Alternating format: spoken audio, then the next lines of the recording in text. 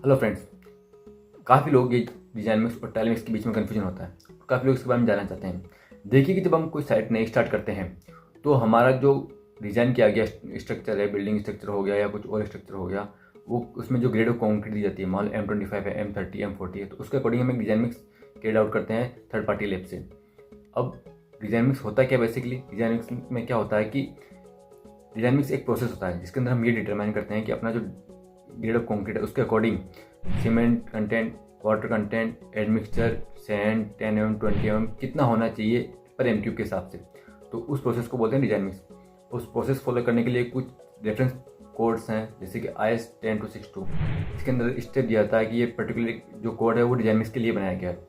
अब उसके अंदर भी आपको वाटर कंटेंट कितना होना चाहिए, वाटर सीमेंट कितना होना चाहिए, मिनिमम सीमेंट कंटेंट उस ग्रेड के लिए कितना हो सकता है, आपके पास 10 mm 20 mm का मिक्स किस हिसाब से बनाओगे, तो उसके लिए भी एक IS कोड है IS 456।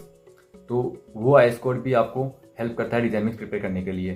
डिज़ाइन मिक्स में जो कुछ बेसिक नीड्स होती हैं वो आपका है ग्रेड ऑफ कंक्रीट क्या है, आपका डिजायरेबल स्लम क्या है, और आपका साइट कंडीशन कैसा है, साइट एक्सपोजर कैसा है, और आपकी साइट कौन से जोन में आ रही है, जोन 1 2 3 4। अभी तक तो जो भी पूरा इंडिया लगभग सारा जोन 2 में आ रहा है। तो अधिकतर इंडिया में जितने भी डिजाइन मिक्स होते हैं जोन 2 के हिसाब से होते हैं। देखिए, डिजाइन मिक्स तो अपन ने प्रिपेयर कर लिया, लेकिन डिजाइन मिक्स अब जो प्रिपेयर हुआ है वो थ्योरेटिकल बेसिस पे है। क्या प्रैक्टिकली अपन को क्या वो रिजल्ट दे पाएगा जिस ग्रेड कंक्रीट के लिए अपन ने डिजाइन मिक्स बनाया है, या जो स्लम अपन को चाहिए, क्या वो स्लम प्रैक्टिकल दे पाएगा? तो उसके लिए हम क्या एक ट्रायल करते हैं। जिस प्रोपोर्शन में अपन ने डिजाइन मिक्स प्रिपेयर किया सेम प्रोपोर्शन में हम कंक्रीट मिक्स करते हैं।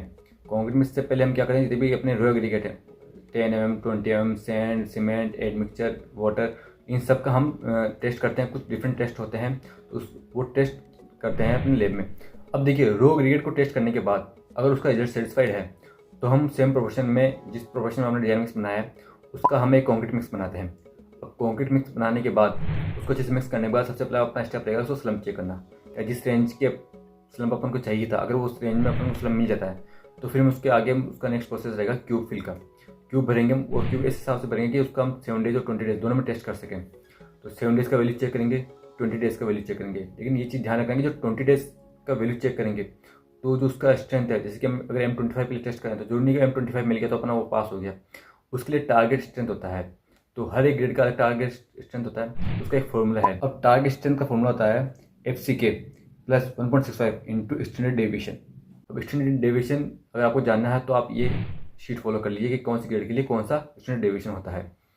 तो अगर अपना 20 डेज के बाद क्यूब टेस्ट कर अपने टारगेट स्ट्रेंथ को मीट कर रहा है या उससे अच्छा है, तो अपना ट्रायल मिक्स एक सक्सेसफुल माना जाएगा, और उसको हम फिर फर्दर प्रोसीड कर सकते हैं आगे साइट एक्टिविटी के लिए। Thank you.